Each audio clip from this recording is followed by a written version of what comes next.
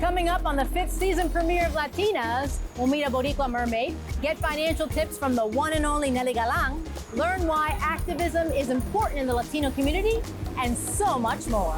Latinas starts now.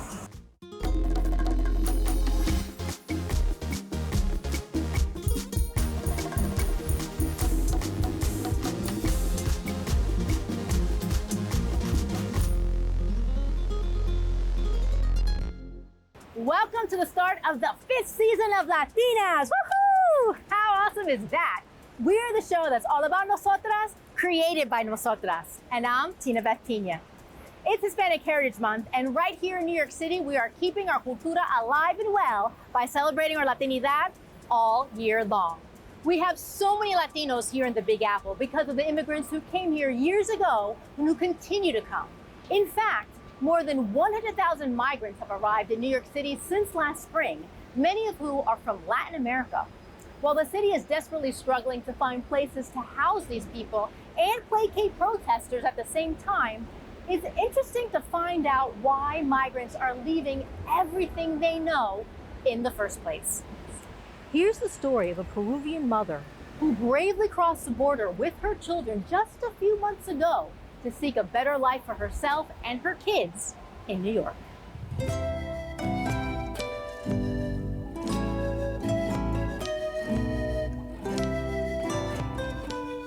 Mi nombre es Johanny Yogya Santisteban, vengo de Perú, tengo 2 niños.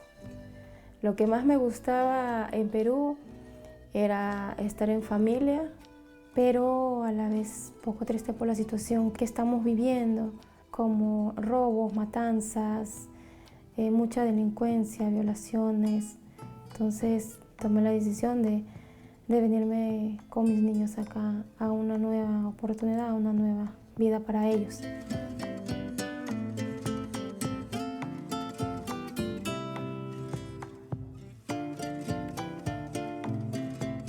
La idea de venir acá a los Estados Unidos pues viene desde hace mucho.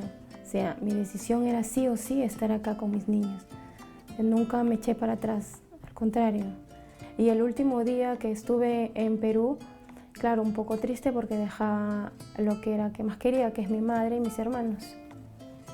Yo vendía desayuno en una carretilla, también hacía deliveries de lo que es comida. Con eso me podía ayudar. No era mucho, pero con eso podía ayudar para mis hijos.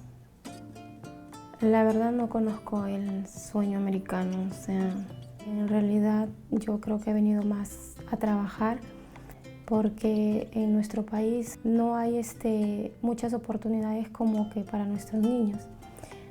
Entonces acá el sueño americano es de ellos, no mío, creo yo.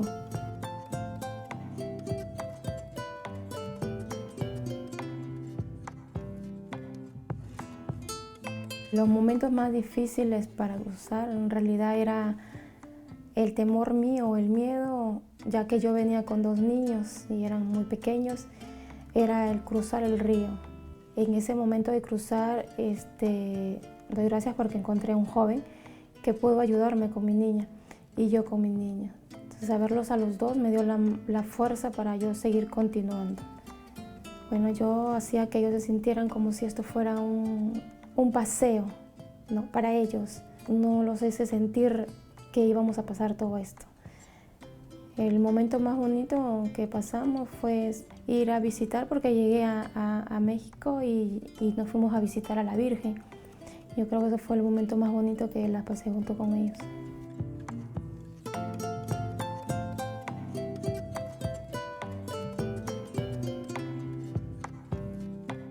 Mis hijos de este cambio son apenas niños que simplemente quieren jugar, salir, pero claro, extrañan igual, ¿no? A sus abuelas, sus primos, pero no toman mucho el tema de que es un cambio. Para ellos esto es bonito. Todos me dicen, salimos, mamá, qué bonito. Esto, o sea, se emocionan cuando ven cada cosa, ¿no? Como por ejemplo, cuando llueve, para ellos la nevada es muy bonito. Es muy diferente. El idioma también, ¿no? Que no se entiende. Si tuviera a un político frente a mí, pues le diría que nos diera la oportunidad de tener nuestros papeles, de ser como ellos. O sea, hay personas que venimos con ganas de trabajar y no hacerle daño al país ajeno. Housing is one of the top issues affecting Latinos in New York, and it's no surprise that a new wave of Latina activists are part of the housing movement fighting for better living conditions. Marlene Peralta has the story in today's Prospecto Latina. Yesenia Guapizaca is a 24-year-old housing organizer at Churches United for Fair Housing. She came to the U.S. as an unaccompanied minor when she was 13, and her immigration status led her to advocacy. I especially got introduced to the housing organizing because I understood the connection between the two, the connection between the displacement of our communities and our people from countries to come to the US, and also being able to see how within our own communities we're still being displaced because of gentrification, because of the different systematic changes that are going on, the different hardships and barriers that I was gonna face and experience as an undocumented person here in the US. So I started organizing in immigration. Similarly, Jennifer Hernandez, a housing organizer with Make the Road New York, says that growing up in a Mexican family in Washington Heights shaped her interest in advocacy. I also grew up seeing a lot of the injustices, right? Like when I used to go to the hospital with my mom, right, and used to interpret for her, right, seeing just the lack of access.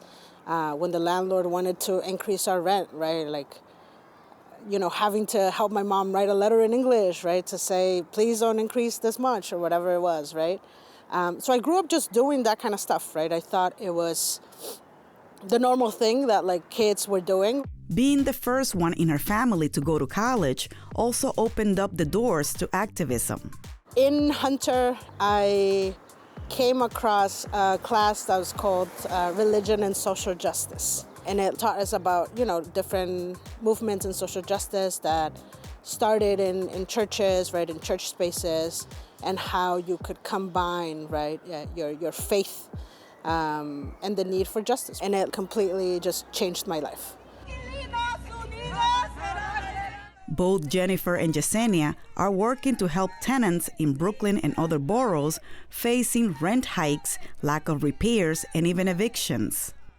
Our members have to be, be forced to move out and look for a different apartment or in a different neighborhood because their building is being sold to a different landlord that will later renovate the building and increase the rent.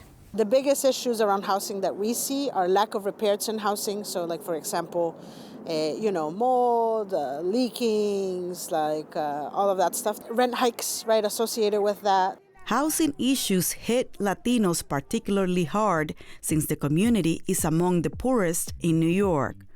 According to a UCLA report, 58% of Latinos face housing cost burdens in the state. Any sort of improvement on our lives that has happened has been fought for, right? It hasn't been given. And so I think that's the biggest lesson, right, that I've taken from organizing. And she is right. Latinos have been part of the resistance against gentrification for years. If they send in demolition equipment, we will lay down in the street with our bodies and we will stop them.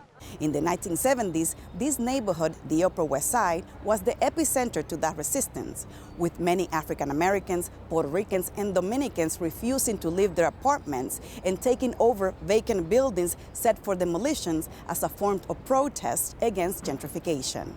Our biggest campaign at the moment is good cause eviction. Again, we really want to have protections for all tenants or most tenants in the state so they can fight against unfair rent hikes, so they can stay in their homes. Good cause is a legislation introduced in the state Senate by Brooklyn Senator Julia Salazar. The proposal will ban possible evictions unless there is a good cause. Advocates also want tenants to have the opportunity to create co-ops in order to own buildings that are up for sale.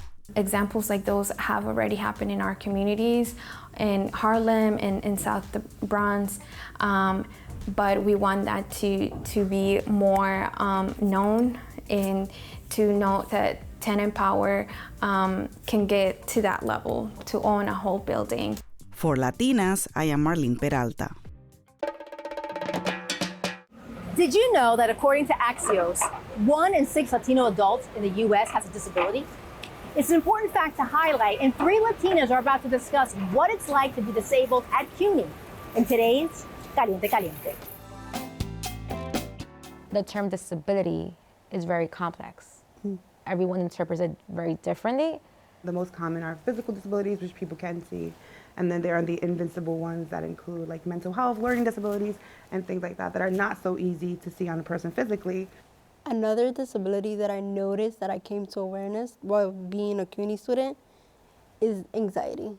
I would always get really nervous. I would always really overthink it when I shouldn't have. What we consider anxiety to be a disability in our office is when it impacts you like on an everyday basis. Yeah. So badly that you can't even do basic things and stuff like that. The Hispanic community, they don't bring awareness to what a disability is.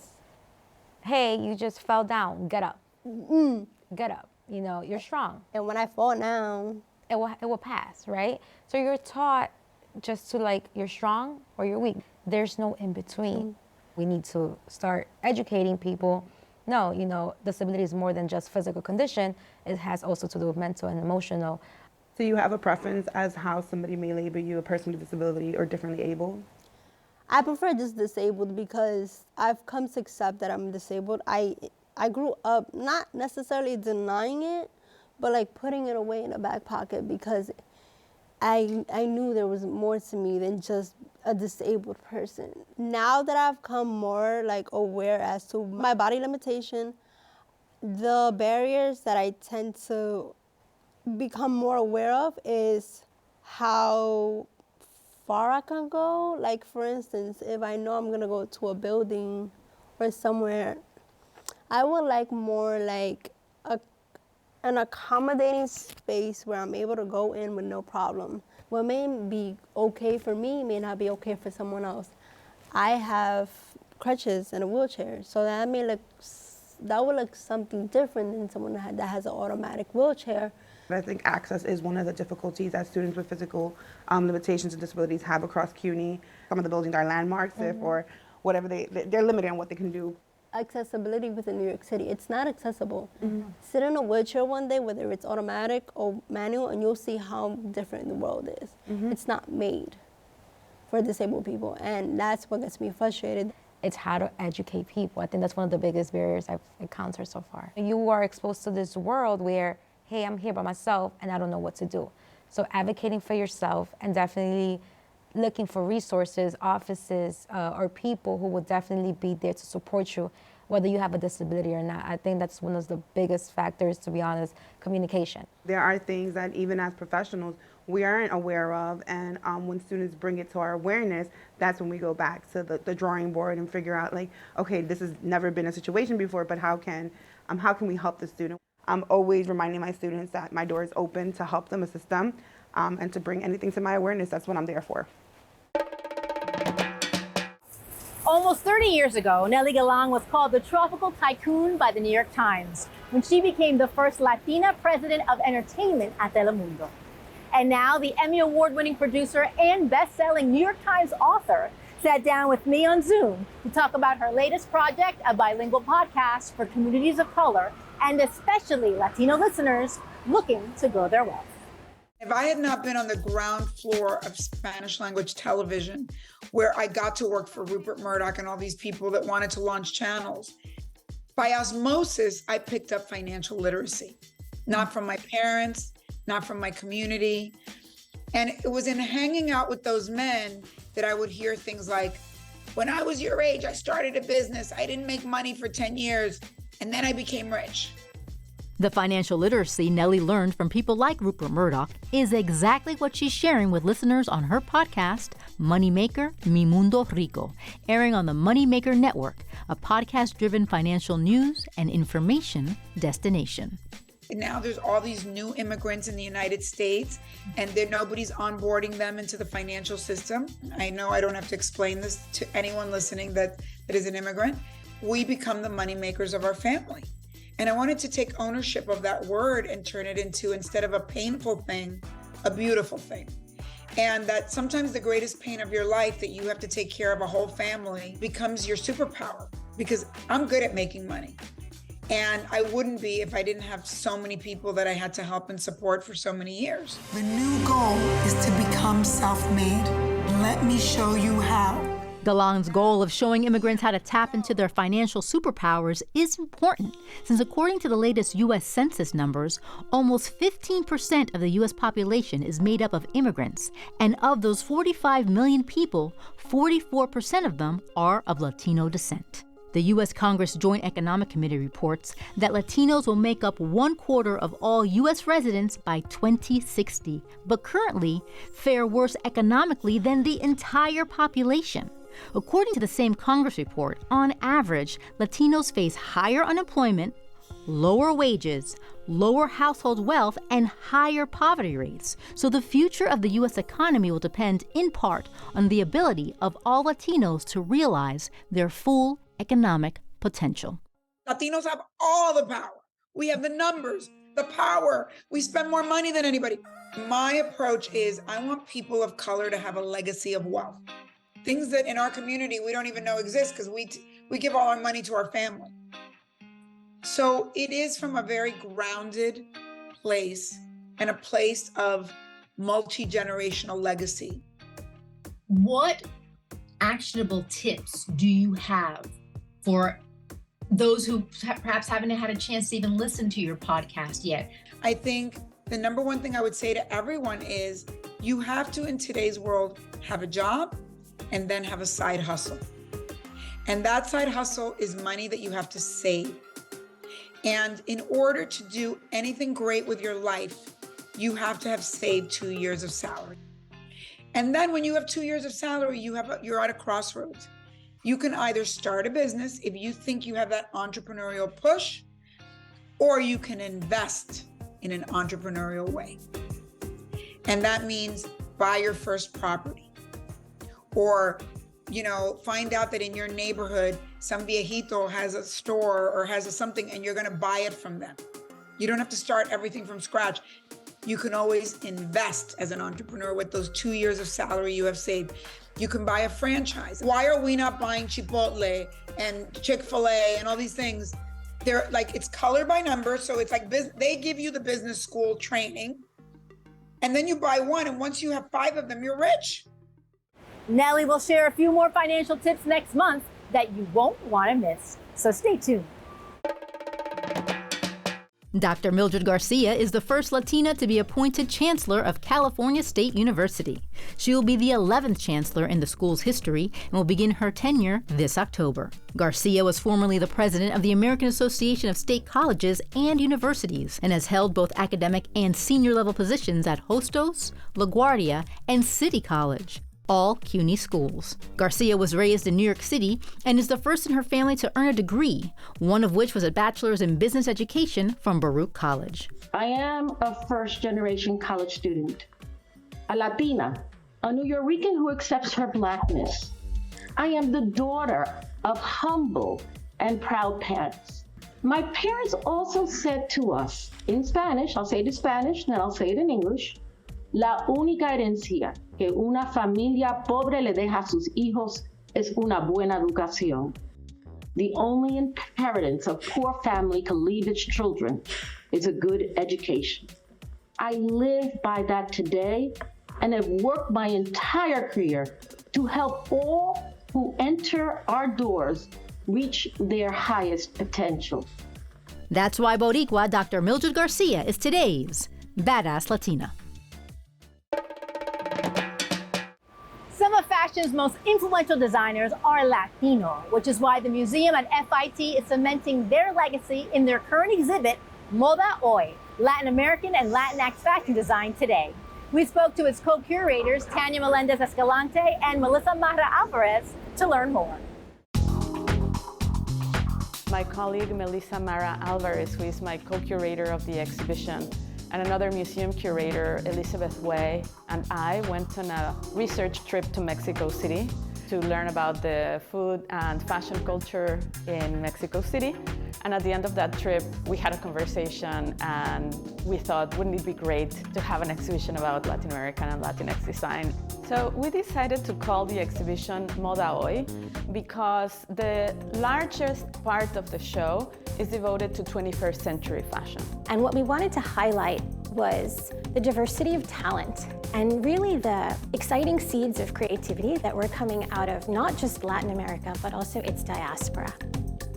Many times people talk about what is a Latin American style, as if a continent that has so many countries could have one single style. In reality, that is not possible. We have so many countries, so many cultures, different languages, different races and ethnicities in Latin America and the United States. One of the parameters for this exhibition is that everything had to come from our permanent collection. So everything you see in the gallery belongs to the museum at FIT. And this exhibition is organized not chronologically and not by country, it's organized thematically. Some of the things that we looked at were designers who are currently active, designers who have regional influence that maybe they're celebrated in their countries or in other countries in Latin America. And as we were putting the exhibition Moda Hoy together, one of the many considerations that we had was these narratives about the exotic other, the way that Latin America has been seen by many people in the past and in the media. We believe that Latin America actually has been very important in the history of fashion. And what we aim to do in this exhibition is to showcase it. I think the fact also that the Latino population in the United States has grown so much also makes a big difference.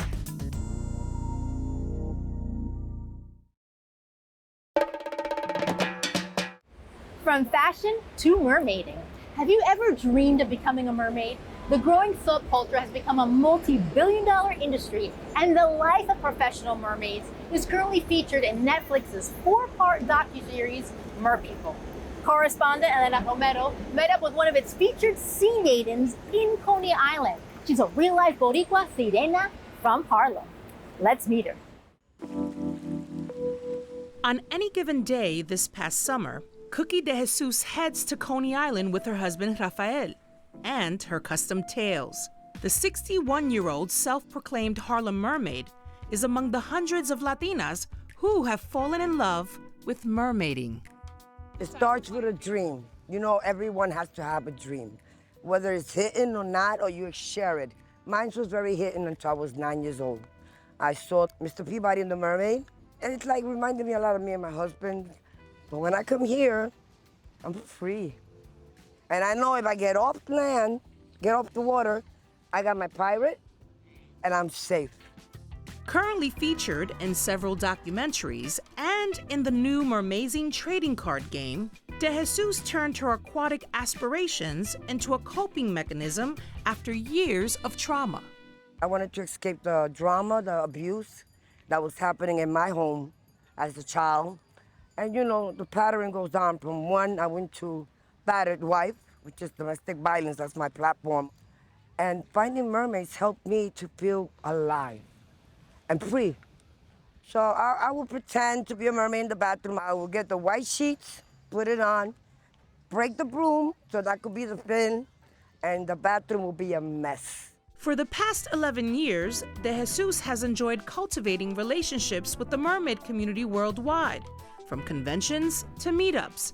And the former Sea Queen of New York even married her second husband, the love of her life, in tails, in a mermaid-themed wedding surrounded by fellow Meridians. I've seen her. She has, her heart hurts, her back hurts, but when she puts on the tail, she completely changes. Rafael De Jesus doubles as both her merwrangler pirate and mertailer. He sees the Latina mermaid community growing. We have a mermaid community in Puerto Rico. We have one that came here, as a matter of fact, that we taught her from Venezuela. And we put her in the blacktail until she learned, and she went back to her country and she did the same thing. She has 4 schools now, or 5 schools of mermaids. We have Caribbean Pearl, who's very famous. And one member of the local Mer community, Brazilian Jennifer Taves, says her culture shares a Mer mythology. There's a Brazilian folklore that that talks about mermaids when they wanted to go to land, and from when they go from the ocean to the land, they turn into peacocks to explore being on land as like their way of like hiding amongst the people, but still being their beautiful selves. For those looking to venture into Mer culture, these Latina sirenas have some advice. Start with like just a fun, cheap tale, just to learn from, and just get out there and practice. Like find some friends, practice. I would also say like practice swimming like a dolphin. It's really good fitness. Me, I'm just content with being a little old lady from Harlem, living my dream. And I could say to everybody, you dream it, believe it, and you live it. For Latinas, I'm Elena Romero.